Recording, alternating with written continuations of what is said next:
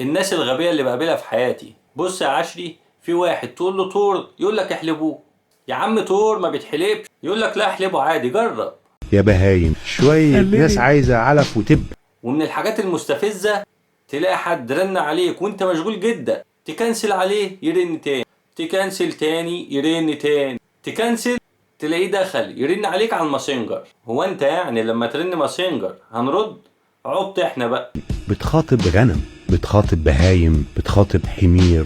المستفز ان الرنة بتاع الماسنجر دي بتهنج التليفون، ورنة مستفزة. واحد تاني تقول له يا ابني القربة دي مخرومة ما تشيلهاش عشان هتشرد عليك، يقول لك ماشي ويروح يشيلها برضه، ويرجع يقول لك انا اتغرقت.